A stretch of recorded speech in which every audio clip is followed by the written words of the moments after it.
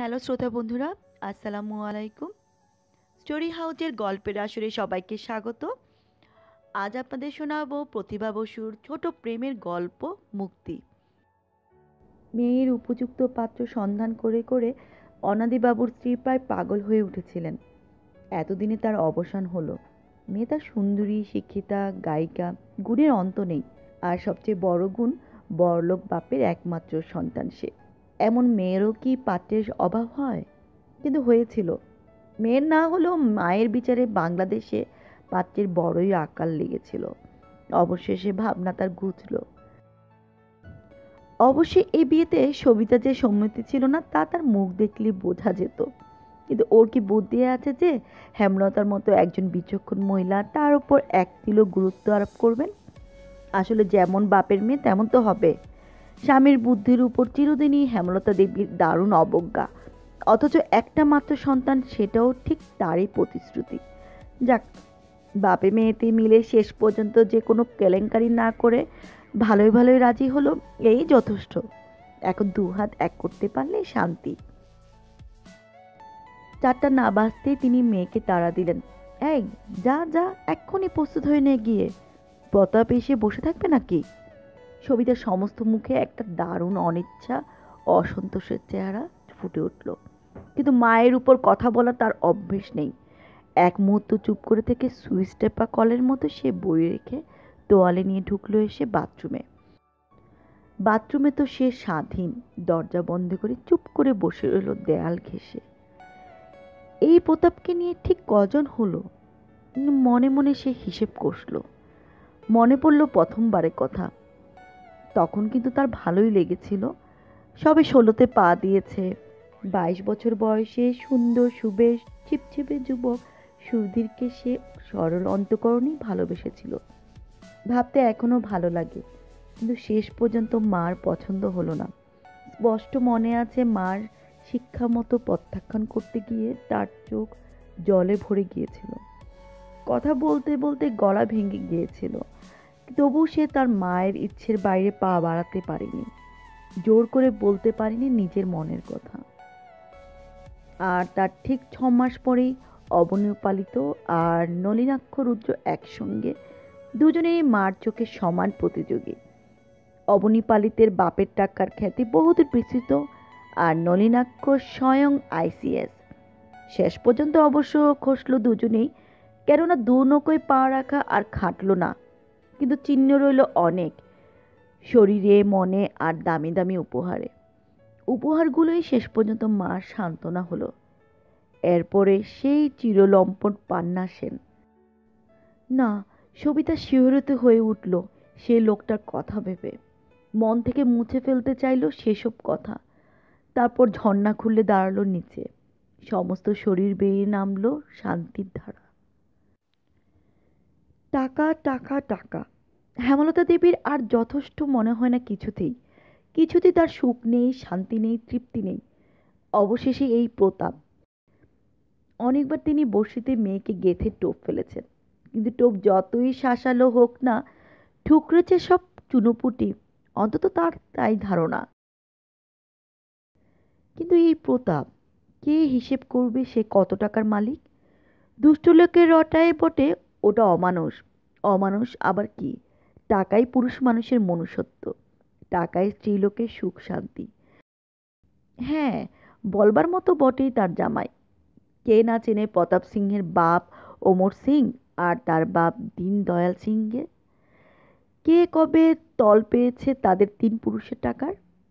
হেমলতার এতদিনের প্রতীক্ষা সত্যিই সফল হলো। অনাদিবাবু চোখে চশমা এঁটে ভাবতে বসলেন, এটা ঠিক হলো কিনা, এই বিয়েতে সবিতার সম্মতি আছে কিনা জিজ্ঞেস করতে হবে। হ্যাঁ, জিজ্ঞেস তো করাই উচিত। বিয়ে হচ্ছে তার, ইচ্ছা অনিচ্ছা তো তারই। হেমলতার কি? সভয়ে তিনি একবার চারদিকে তাকালেন। আবার কে জানে, হেমলতা আবার মনের কথাও শুনে ফেলে না তো। স্নান করে বেরিয়ে এলো সবিতা। মন তার শান্ত হয়েছে। এতক্ষণ বসে বসে সে চিন্তা করে দেখেছে, সুখ দুঃখ বলে সংসারে কিছুই নাই। সমস্তই মেনে নেয়া না নেয়ার প্রশ্ন। প্রতাপকে তার ভালো মনে হয় না? বেশ তো, নাই বা হলো ভালো, তাতে তার বা কি এসে যায়? বিয়ের পরে মুঠো মুঠো টাকা এনে মাকে দেবে সে, ব্যাস। সুখ কি, সে কি রকম? আর দুঃখটা বা কিসের? যত সব মনের বিকার। মৃদু হেসে সে লম্বা চুল মেলে দিয়ে অত্যন্ত প্রশান্ত চিত্তে অনাথবাবুর ঘরে এসে দাঁড়াতেই হেমলতা ব্যস্ত হয়ে উঠলেন। এখনো তোর হয়নি? কি আশ্চর্য! প্রায় 15 মিনিট ধরে প্রতাপ এসে বসে আছে। সবিতার মন এতক্ষণের চেষ্টাকৃত সংযমের বাঁধ ছিঁড়ে বেরিয়ে আসতে চাইল, কিন্তু হেমলতার চোখের দিকে তাকিয়ে বাঘের ভয়ে ভীরু হরিণের চকিত গতিতে সে ফিরে এলো প্রস্তুত হতে। প্রতাপ একেবারেই স্বাধীন। মা বাপের বালাই তারা অনেকদিন আগেই চুকেছিল। এক পিসি বেঁচে ছিলেন, আপদ হয়ে তিনিও প্রায় মাস 6 যাবৎ গত হয়েছেন। এটাও হেমলতার একটা আকর্ষণ। তিনি পছন্দ করেন না মেয়ের স্বাধীনতার অন্য কোনো গুরুজন অন্তরায় থাকেন। বিবাহের যা কিছু সমস্ত প্রতাপকে একাই করতে হবে।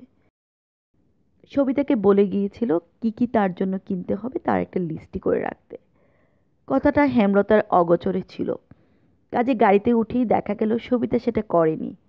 আর প্রতাপের এত তাড়াতাড়ি গাড়ি নিয়ে আসবার কারণও ছিল এটা।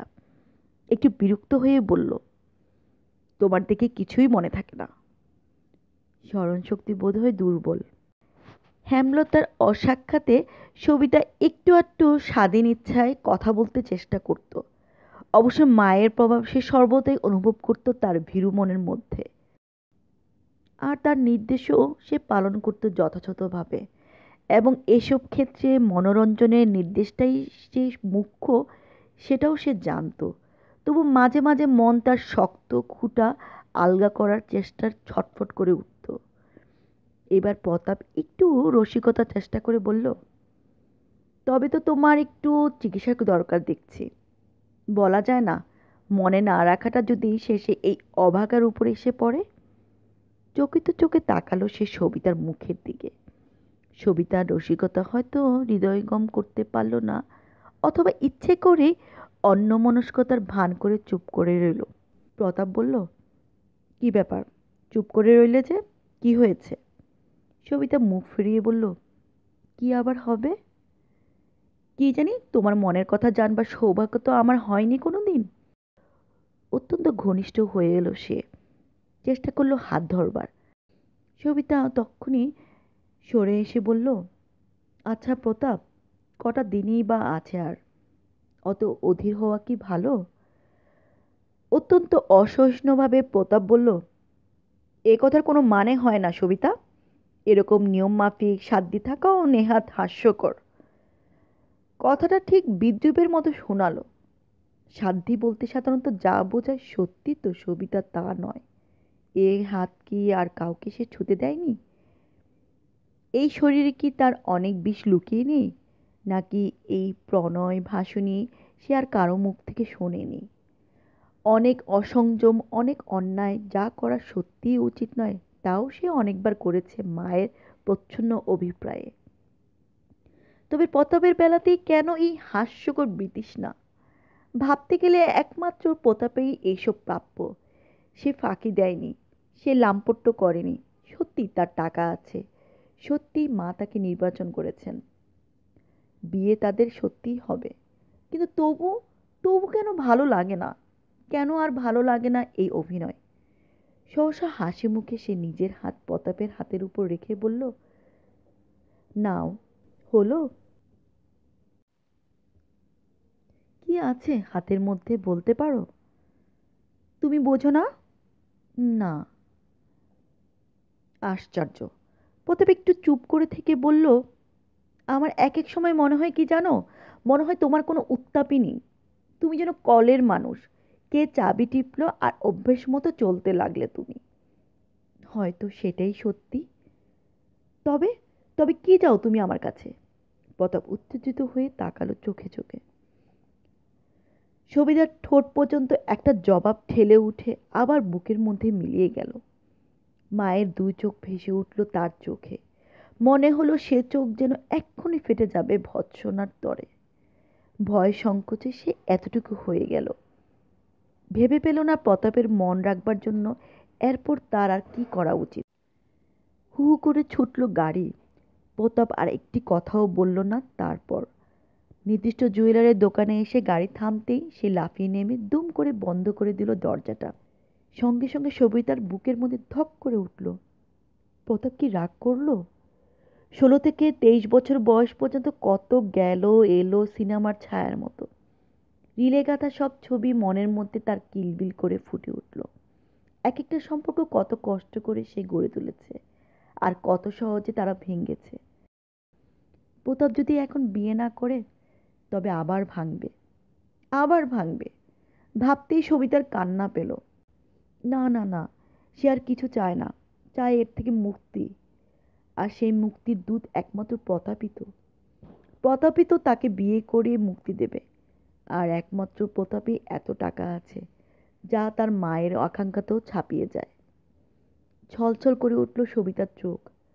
বাধা দিল না সে। মোটা মোটা ফোঁটায় গড়িয়ে পড়তে লাগলো দুই গাল বেয়ে। হঠাৎ লজ্জিতভাবে চোখে রুমাল ঘষে হাসবার চেষ্টা করে বলল, হয়ে গেল? প্রতাপ কখন এসে নিঃশব্দে দাঁড়িয়ে আছে গাড়ির দরজা ধরে।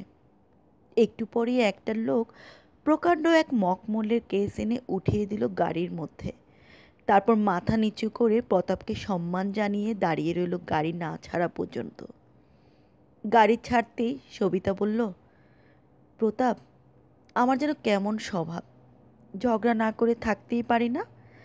তাই বলে কি তুমি আমার উপর রাগ করবে? না, রাগ কিসের? সবিতা এবার তার সমস্ত শরীর এলাইত করে, এটি তার অব্যর্থ ভঙ্গি, আবদারে সুরে বলল, কখনো তুমি রাগ করতে পারবে না। সঙ্গে সঙ্গে সে প্রতাপের কাঁধে মাথা ছোঁয়ালো।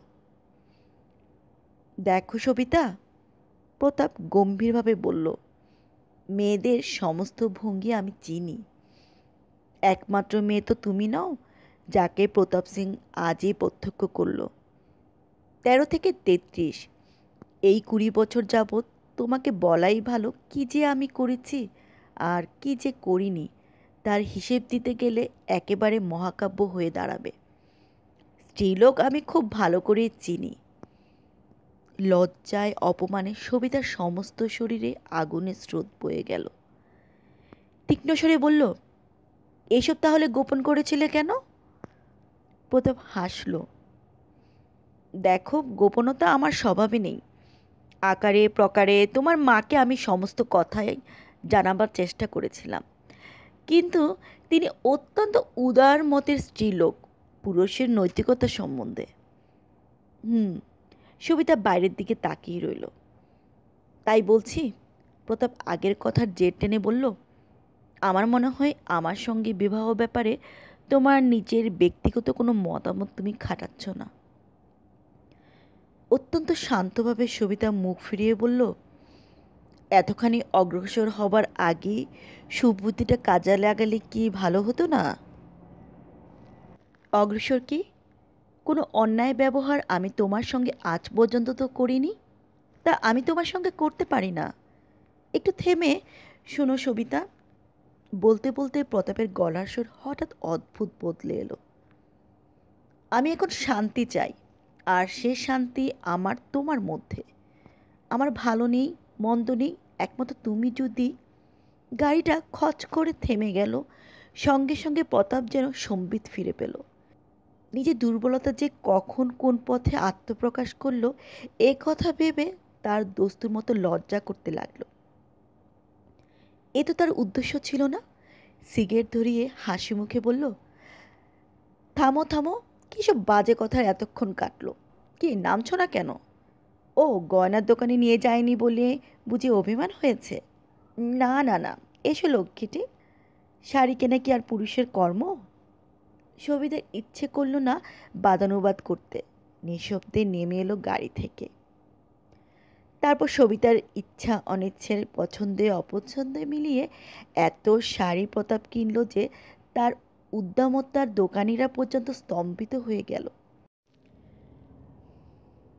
গাড়িতে উঠে প্রতাপ প্রফুল্ল মুখে বলল, তুমি নিশ্চয়ই ভাবলে যে টাকার দম্ভ দেখাচ্ছি, কিন্তু না, সত্যি তা নয়।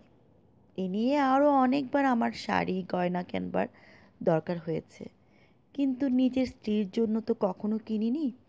এই কেনাতে যে এত আনন্দ লুকিয়েছিল তা কি আমি জানতুম? সবিতা কথা বলল না।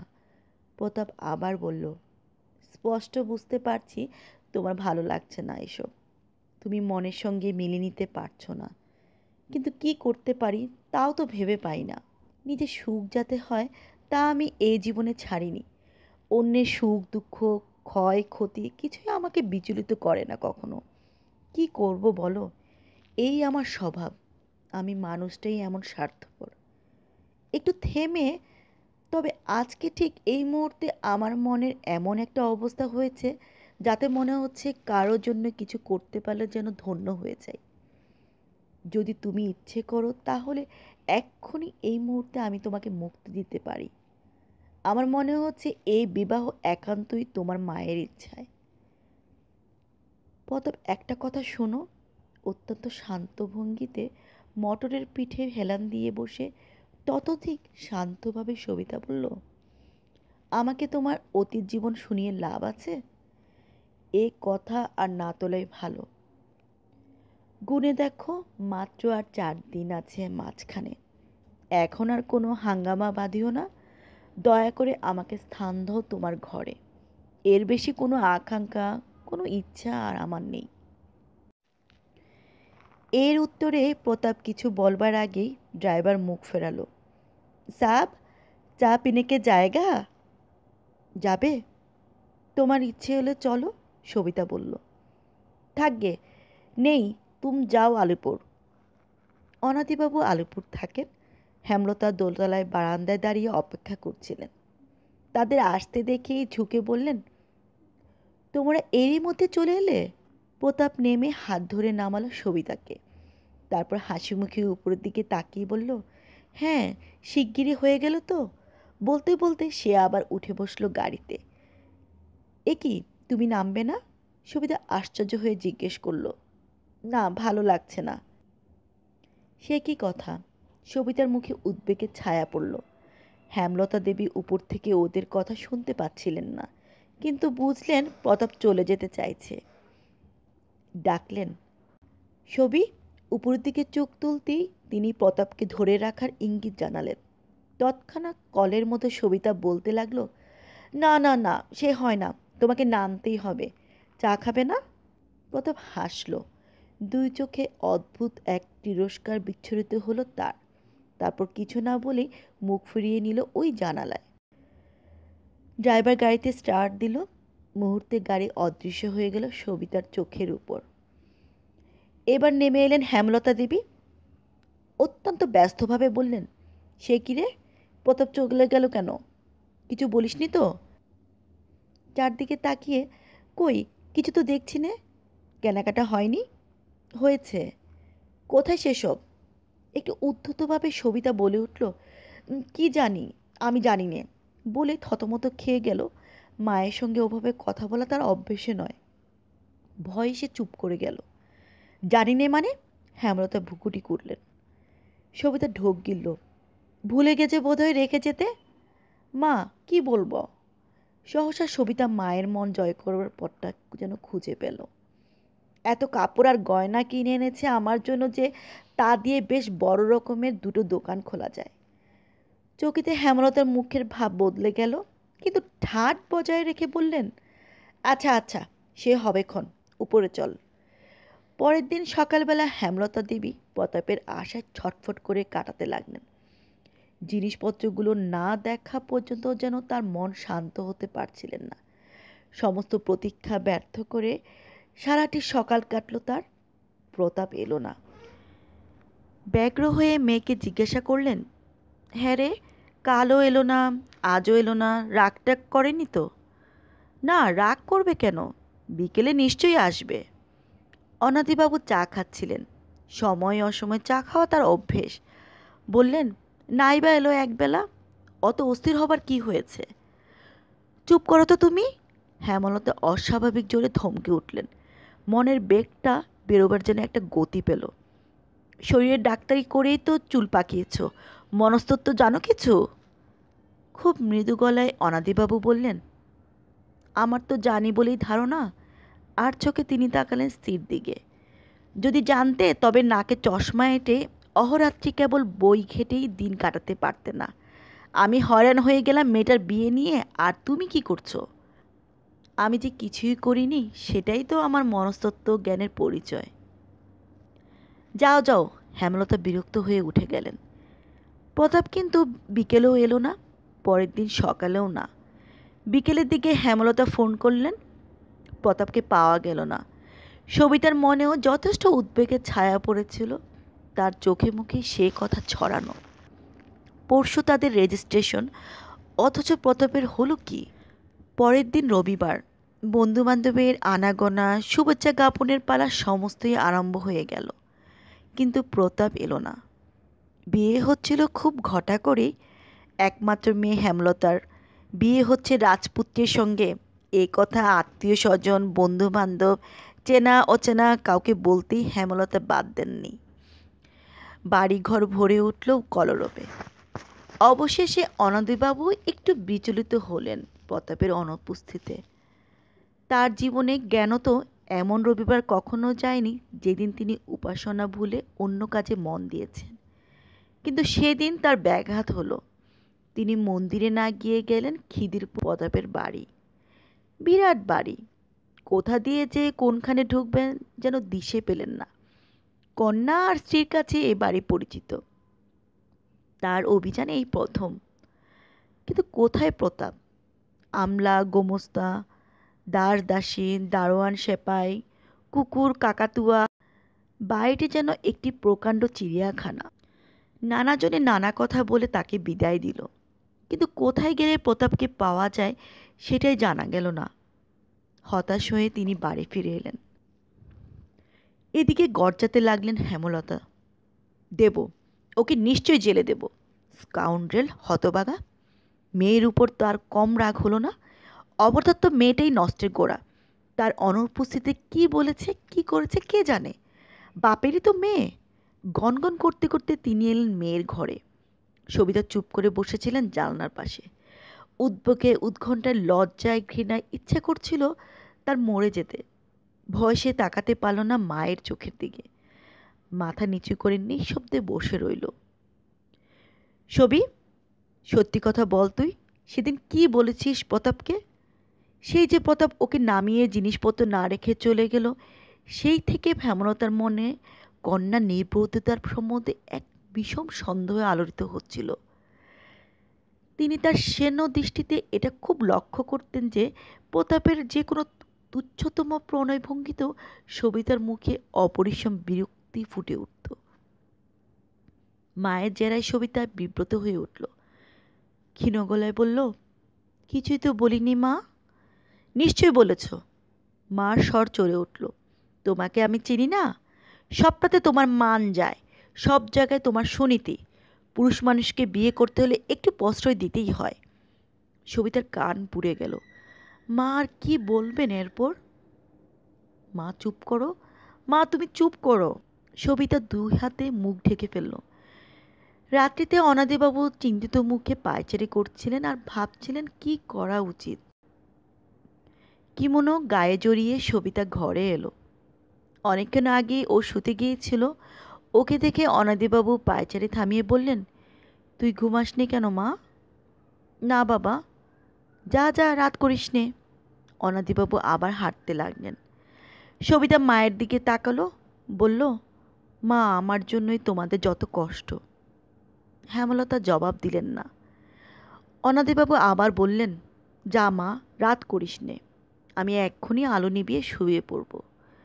তিনি টেবিলের ধারে এগিয়ে এলেন। খুঁজতে লাগলেন চশমার খাপটা। কাগজপত্রে স্তূপ করা টেবিল। নিজের অগাছলো স্বভাবের জন্য বিরক্ত হলেন। দুই হাতে আবোল তাবোল কাগজ সরাতে সরাতে হঠাৎ একখানা খামে ভরা চিঠির উপরকার হাতের লেখা দেখে তার চোখ নিবন্ধ হলো। চিঠিখানা বিকেলে ডাকে এসেছে। চাকররা রেখে গিয়েছিল অভ্যেস মতো চাপা দিয়ে, কিন্তু চোখে পড়েনি অনাদিবাবুর। কিংবা কোনো কাগজ খুঁজতে গিয়ে কার তলায় এটাকে তিনি লুকিয়ে ফেলেছিলেন তার ঠিক নেই। ফস করে খুলে ফেললেন চিঠির মুখ। শ্রী চরণেশু, বিশেষ কোনো কারণে আমি এ দুদিন কলকাতার বাইরে যেতে বাধ্য হয়েছিলাম। আজ এইমাত্র এলাম। এই দুদিন নাওয়া খাওয়ার সময় আমার ছিল না, তাই খবর দিতে পারিনি। আসবার আগে আমি আমার ড্রাইভারকে বলে এসেছিলাম আপনার কন্যার জন্য যেসব সামান্য জিনিসপত্র কেনবার সৌভাগ্য আমার হয়েছিল তা পৌঁছে দিতে। ড্রাইভার আমার 5 বছরের বিশ্বস্ত লোক, কিন্তু এসে জানলাম জিনিসপত্র নিয়ে সে ফেরার হয়েছে। 1,000-5 টাকার গহনা আর 100-5 টাকার শাড়ি সেখানে ছিল। যাই হোক, যা গেছে তা গেছে। ভবিষ্যতে আপনাদের দয়ার যে মূল্য আমি পাবো বলে আশা করছি, তার আনন্দের কাছে এই জিনিস কেন, আমার সমস্ত জীবনও অতি তুচ্ছ। তবে আমার মতো দুর্ভাগার অদৃশ্যে বিধাতার এত আশীর্বাদ হয়তো নেই। আজকে আমি যে সত্যের মুখোমুখি এসে দাঁড়িয়েছি, তার মধ্যে কোনো ছলনা, কোনো আড়াল রেখে আমি আর শান্তি পাচ্ছি না। পাপ পুণ্য জানি নে, তবে আজ মনে হচ্ছে এ কথা স্বীকার না করলে অন্যায় হবে যে আপনারা আমাকে যা ভেবে কন্যার যোগ্য বিবেচনা করেছেন, আমি আসলে তা নই। এমনকি আমার বাড়িটি পর্যন্ত এখন দেনার ধারে বাঁধা। মায়ের অজস্র গয়না বিক্রি করে করে এতদিন তবু চলছিল, কিন্তু তার শেষ গহনাটি বিনিময়ে সেদিন আমি সবিতার জন্য কিছু কিনেছিলাম। এই গহনাটি আমার মায়ের একান্ত সাধের ছিল। এটি তিনি তার পুত্রবধূর জন্যই তুলে রেখেছিলেন। আমি তার সেই অন্তিম ইচ্ছাই পূরণ করতে চেয়েছিলাম। বাকি আরও 5,000 টাকা ছিল তা থেকে।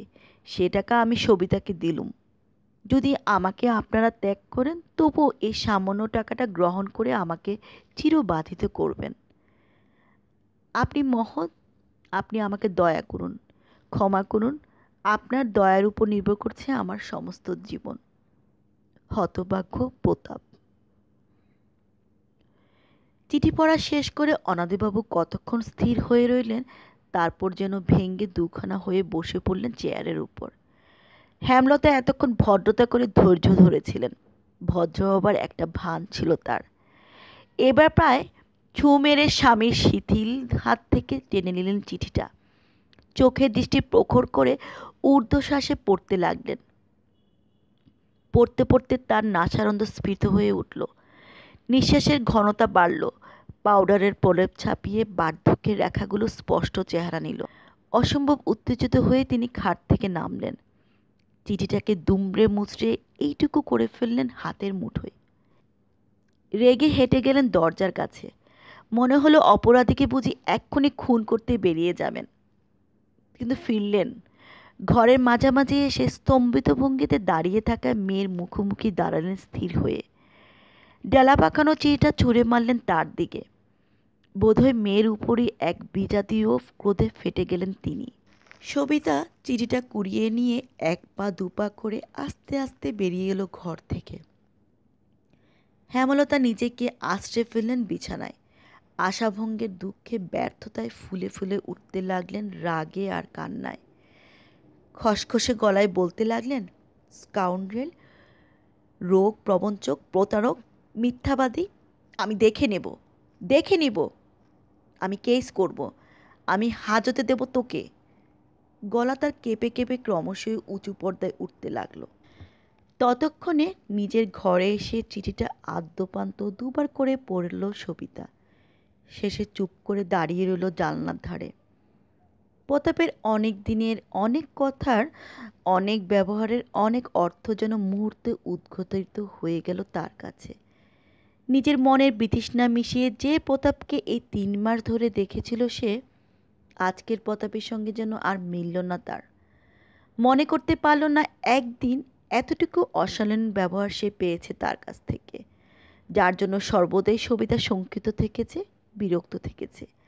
বরং সবিতাই কোনো দিন মায়ের প্রচ্ছন্ন অভিপ্রায়ে এমন সব ভঙ্গি করেছে, যার একমাত্র জবাব ছিল তাকেই প্রতাপের ভেঙ্গে চুরিয়ে দুমড়ে মুচড়ে সমস্ত শরীর অশুচি করে দেওয়া।